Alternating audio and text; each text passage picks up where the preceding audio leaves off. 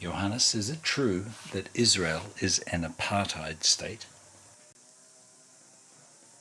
If you ask a question like that, I want to be very blunt and direct and say no, not at all. But let me explain that. If you go into Israeli society, you will find and you will see a lot of racism.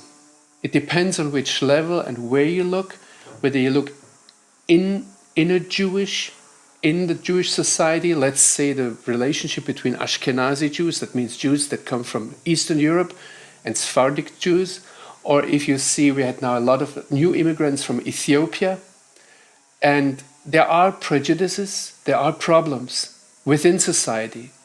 And the same is true if you go into Palestinian society, into Arab society. I just have to mention Syria today. If you see all the infighting, the same conflicts, the same problems you have within Palestinian society, whether it's religious, whether it's ethnic, whether it's just different levels in society that have conflicts.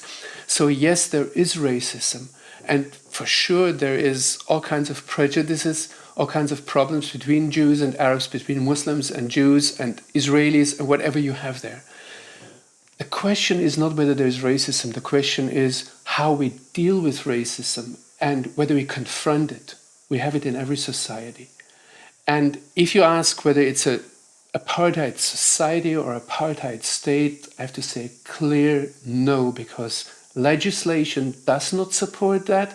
And let me just mention one example. A few years ago, we had an Israeli president that was judged, that was sentenced to a few years in prison because of his behavior towards women.